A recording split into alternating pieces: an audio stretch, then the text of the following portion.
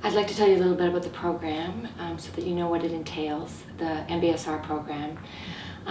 So I'm going to talk a little bit about the history of the program, and then I'll talk a little bit about the philosophy and about the content and the format, and then I'll mention the policies to you so you have a pretty clear understanding of what the program entails before you embark on it. Now, this program was started by a person, his name is John Kabat-Zinn, and he started the program back in 1979. He was originally a molecular biologist working at the U of Mass General Hospital, and he was interested in the mind-body connection. And so he created a program for people dealing with chronic physical pain and the stress of chronic physical pain. That was the initial onset of the program. And it was an 8-week program called Mindfulness Based Stress Reduction, MBSR. And as people went through the program, they actually started feeling better, and they had a reduction in their pain symptoms, and they felt that they had the coping strategies and the resources to deal with the stress of chronic pain. So the program became very popular. More and more people came to the program, and then more and more researchers got on board, such that now it's being taught at about 250 centers around the world. And they found that it was helpful for people dealing not only with chronic pain, but also people dealing with chronic illnesses, and as well, say, people who had been recently diagnosed with cancer, people who suffered from headaches or migraines, people with sleep disturbances, as well as people with anxiety, and people suffering from chronic depression. So it seems to have an impact, a positive impact on a full spectrum of what we humans deal with in our lives and the various maladies and diseases that we seem to suffer from. And as a matter of fact, in Toronto, there's 5 hospitals that run programs now, and there's quite a few physicians that run programs, and I'm one of them. And I've been running the program now for 11 years. I've had probably 2,500 people go through the program, and I have to say anybody who's gone through the program has gotten benefit from it. There's a few things I like to make sure people are aware of before we start, and actually 4 main things.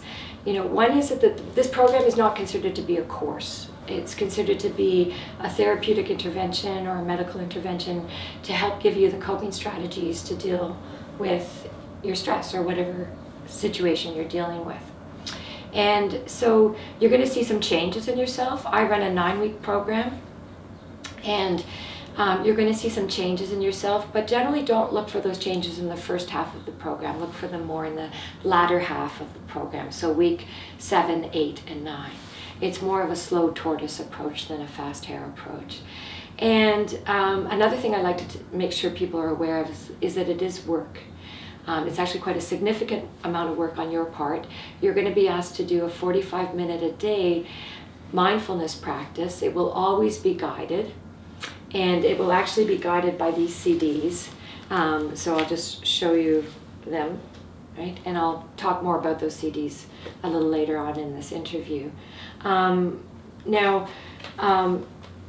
The idea is when you come to the weekly program, I will guide you through these mindfulness practices, and then you go home and your job will be to listen to the CDs once a day for 6 days of the week. So again, that's where you're going to be asked to do a 45-minute a day practice. As well, there's some homework that you're given, some written homework with questions related to topics that we'll discuss in the program on stress. And I actually ask you to hand in that homework, so it helps people actually do the homework. And another piece of the program is that you'll see changes in either your behaviors and or your attitudes and or your perceptions. But don't necessarily look for a 90-degree shift in those areas of your lives. Look for a more 3 to 5 degree shift in those areas. And the 4th thing that I like to make sure I mention to people is that it's kind of like going to the gym. It's a bit of mind gym, if you want. If I decide, for instance, for 9 weeks to go to the gym every day, and I get in shape and I improve my cardiovascular capacity, and I feel really fit at the end of the 9 weeks. And then after those 9 weeks, I completely stop doing any form of physical activity. I won't go back down to my baseline, but I will decline in my progress. So it's similar with the program. If after the 9 weeks you decide not to do any mindfulness practice whatsoever, you'll still have benefit from the program, but the benefit will slowly over time decline. So those 4 things I just like to make sure everybody's aware of before we start. Now, I'll mention something about the philosophy. So the bottom line of why we bring mindfulness into stress reduction is that when we're stressed, and that stress may be external and internal, that stress may be quite acute, or for some of us, we go along fine, and then we have one stressor come to us and we're doing okay, we're coping, and then we have another one, and then the system just starts to fall apart over time. And so when we're stressed, we don't like feeling stress. It's like we don't like feeling anxiety as a state, and we don't like feeling emotional pain or physical pain. So we tend to use more avoidant coping strategies, typical of all human beings. And so some of us, as far as those coping strategies, usually those coping strategies, obviously they're somewhat adaptive and they work to some degree, otherwise we wouldn't do them. But then what tends to happen over time is that the costs start to outweigh the benefits of those coping strategies. And so some of us tend to be distractors. We get very busy, distract ourselves when we're feeling stress or anxiety or even emotional pain. Some of us tend to be thinkers, so we try to fix things, and that works for a while, except that when the stress gets too much, our thinking tends to go towards more future anxiety type thoughts, or possibly sometimes we go into the past and we start ruminating about the past. So they start becoming more depressive type thoughts. And as the stress increases, then that type of thinking starts to amplify. Some of us tend to be more internalizers, so we look fine on the outside, but then our digestive system starts to have an impact, or we hold tension in our body and we start developing headaches, or some of us are teeth grinders, or we find it shows up in our sleep. So those types of people tend to be more internalizers, and some of us attempt to use sort of more numbing behavioral strategies, so numbing coping strategies. So some of us go on the internet and we're online for 5 hours, or some of us go towards food. There's all sorts of amazing behavioral strategies that we humans can come up with. And again, there's nothing wrong with that. It's not about judging ourselves, but it's about recognizing that over time, these strategies tend not to work as well. And that's where the mindfulness comes in. The classic definition of mindfulness is the practice of paying attention on purpose, so intentionally, in the present, in a non-judgmental way. So it's easy to say, and it's pretty hard to do. We humans have 50 to 70,000 thoughts a day, and apparently just for normal people, anywhere from a third to half of our thoughts tend to be ought to, shoulda, coulda, wouldas, so our admonishments, or sometimes judgments, sometimes self-criticism. So a lot of our thoughts tend more towards the constrictive range, or the what we call negative range, and they have an impact on us. And we're often living in our thoughts and we're not even aware of it. So as we practice mindfulness, we can then become aware of, well, what's actually happening right now? What thoughts are occurring? And learn to detach from our thoughts, or not get quite so attached to our thoughts as reality.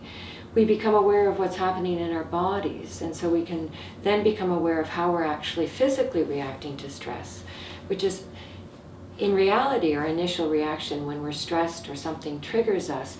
We have an immediate unconscious physical reaction.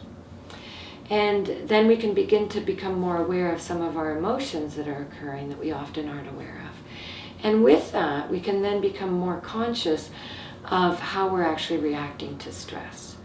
So then learning to respond to our reactions to stress rather than continue to react to the reactions, which is what tends to happen. So the sequence in that often is what happens with the mindfulness is we begin to become aware of first what's actually stressing us out, what our triggers are, how we're reacting, so physically, emotionally, and then cognitively or mentally. And then learning to be more responsive or less judgmental or less reactive to our own reactions. So we learn to respond to our reactions, and then over time learning how to respond to the stress itself. So that's a little bit about how the philosophy works. And I'll be talking a lot more about the philosophy in the program, and as well you'll be asked to read this book called Full Catastrophe Living, which was written by Jon Kabat-Zinn. This will be part of the reading material for the program. So the book, there'll be chapters every week that you'll be asked to read. And Jon talks a lot about the philosophy in the book.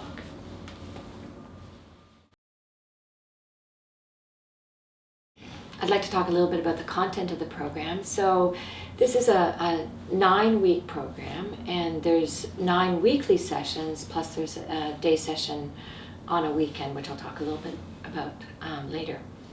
Now, in the 9 weeks, there's 3 main components to the program. So one of the components is this practice of mindfulness. And as I mentioned before, that's a significant chunk of your time, 45 minutes a day. Now, there's many ways to practice being present in the moment in a non-judgmental way. The first practice we'll engage in is called a body scan, and that will be me guiding each of you to pay attention to your body sensations in a systematic order while we're in the session. And inevitably what's going to happen is your mind will wander. And for most of us, if not all of us, it will wander within seconds. And your job when your mind wanders will be to bring it back to the particular part of our body that we're on. And again, your mind will wander again, and then your job will be to bring it back. And so what we're learning in the body scan is to refocus our attention, or refocus that wandering mind. And that helps stabilize, what we call the monkey mind. So we'll engage in the body scan in the first 2 weeks of the program. And what will happen, say you're in a Monday evening group. On Monday evening, that first evening, you'll get the CD package as part of the program material. And then your job when you go home after Monday night will be on Tuesday to set aside 45 minutes and to put your CD either in your laptop, or if you still have a CD player, your CD player, and to do the body scan. Tuesday, Wednesday, Thursday, Friday, Saturday, Sunday. And then on Monday we come back, and in the second week we do the body scan again. And we'll also engage, as far as the practice is, in some mindful yoga. So we won't be doing headstands or handstands, it will be more simple stretches. But again, it's an opportunity to bring our attention back to our sensations and to this present moment experience. A third mindfulness practice that we'll engage in is what's called the sitting meditation. And again, that's where we sit either on a stool or on a sitting cushion or in a chair. And initially we pay attention to our breath. That becomes the focus of attention. And then over time we'll engage in other focuses of our attention. So we'll start looking at our thoughts. As well, we'll look at our body sensations as a global sense, a global entity. And the idea with that is, once again, not only to practice bringing back our attention, but also to sustain focused attention. So I'll talk a lot more about the sitting practice in the actual sessions. We'll start with a 5-minute practice, then 10 minutes, 15 minutes, and work our way up to a 45-minute practice by the end of the 8 weeks or 9 weeks. So that's the mindfulness practice. If you do that in and of itself, you'll start to notice changes in a positive or the direction that you're wanting to head towards. Okay, so that's one component of the program. Another component of the program, because it's a stress reduction program, every week when we meet, we're going to look at topics related to stress. And there's going to be some homework related to those topics. So in the first 2 weeks, the topics we'll explore will be about our needs, our human needs, and our perceptions. Because often what happens when we're stressed is we tend to neglect our needs. And if we neglect our needs, we tend to get more stressed. So we'll look at that relationship, and we'll look at what needs are, and we'll look at the impact of stress on needs and the impact of our needs on stress. As well, we're going to look at our perceptions, because when we get stressed, we tend to often look at the world through the lens of the cup half empty versus half full. And so we'll look at how we're perceiving things affects how much stress we experience. So those will be the topics in the first 2 weeks of the program. And then in the third, fourth, and fifth week, we'll look at what is stress. So, and how does it actually impact us physically, emotionally, mentally? And what are our current coping strategies? You know, some of us are more distractors, some of us are more numbers, some of us tend to intellectualize, some of us internalize. So we'll look at our coping strategies, and we'll look at developing more self-supportive coping strategies. As well, we're going to look at this whole spectrum of reacting to responding to stress. So what happens when we react to stress? Some of us react differently than others, so we'll look at that and start looking at how to respond to stress. And then the idea from the 5th to the 9th session is to actually integrate and practice responding to stress. So in those weeks, we'll look at specific stressors people are dealing with. We'll look at anxiety as a stressor. We'll look at emotional and physical pain and how to better cope with pain in our life. We will look at our communications. So what happens when we're dealing with someone who's aggressive or someone who threatens us in some way? And what are kind of current communication styles? Some of us tend to be more avoiders, some of us get passive, some of us get aggressive. And so we'll look at various models of communication, including assertiveness, and as well a model of communication that John calls blending. And I'll talk a lot more about that in the actual program. So we'll also look at what we're taking into our bodies as far as food and other substances, and bringing more mindfulness to our eating. And we'll look at roles that we play in our lives and how we get often identified in those roles and how that can create stress for us. We'll look at work stress, and depending on how many people have sleep issues, we'll also look at sleep issues as well. And then towards the end, we'll look at how can we sustain the practice and supports for sustaining the practice towards the end of the program. So those are some of the topics that we'll be looking at in the 9 weeks, and that constitutes, you know, another chunk of the program. And then a third aspect of the program is that we're going to look at our attitudes. So we humans have attitudes. We often don't always recognize that we have attitudes, and understandably some of those attitudes are a little bit more constrictive, or, you know, what we call more fear-based, you know. So some of us tend to be a little bit more cynical.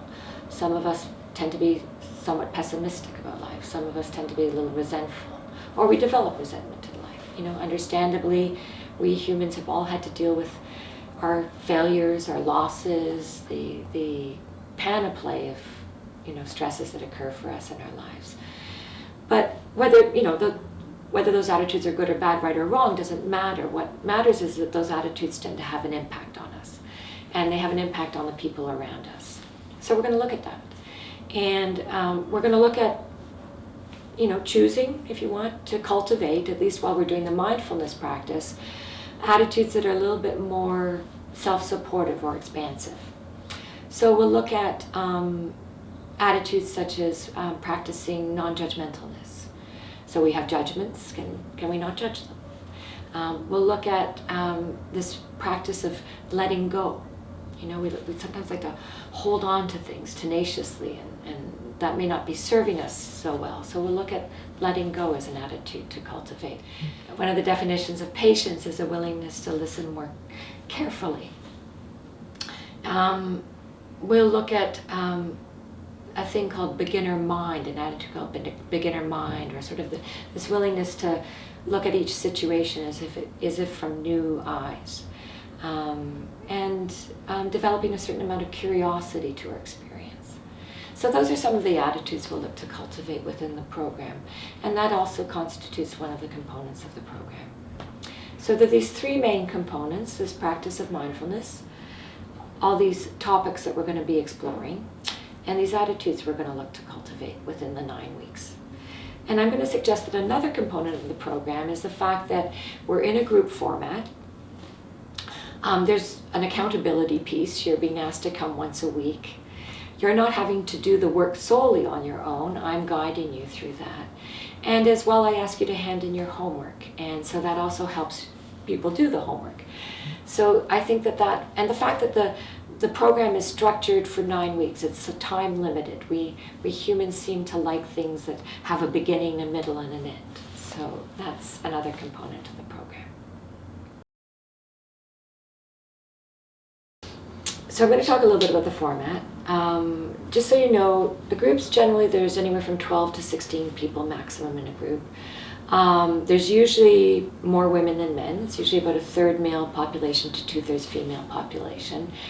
Age ranges people in their 20s to people in their 80s, actually. And I have to say, in the 11 years that I've been running the program, it's always been a great group of people. So when we meet, the first time is a little different because there'll be introductions. What happens is we gather at 390 DuPont at the Life Loft, and we come into a fairly large room.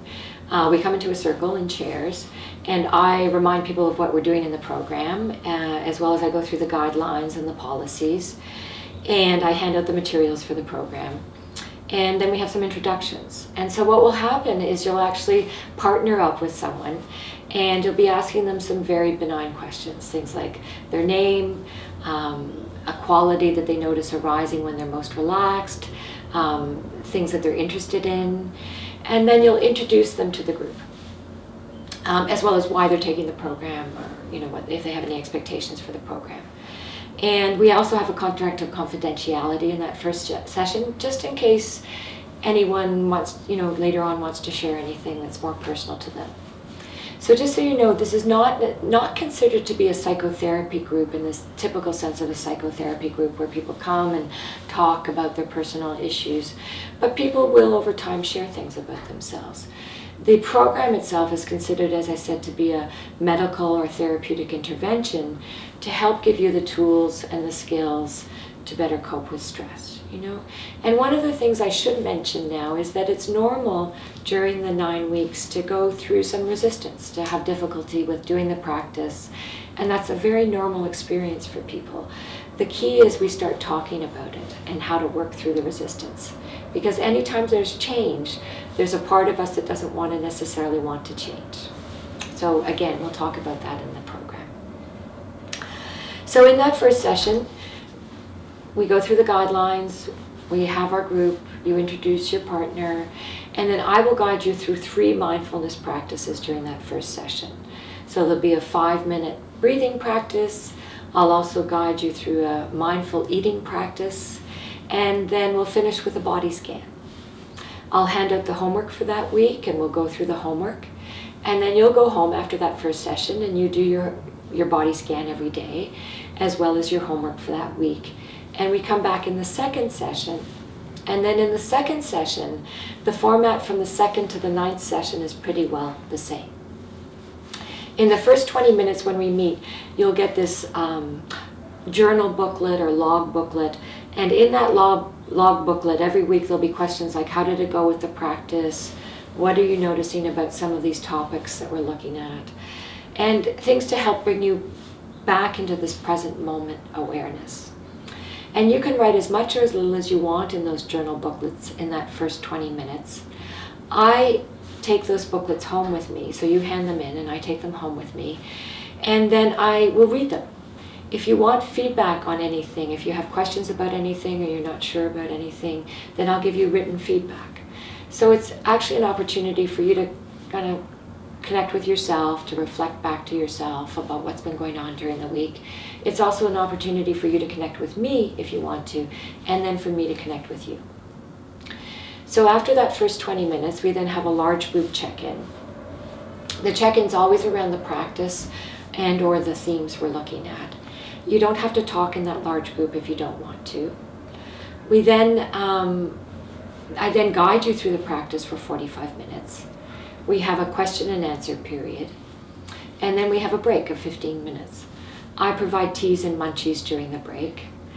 And then we come back, and then it's a small group format.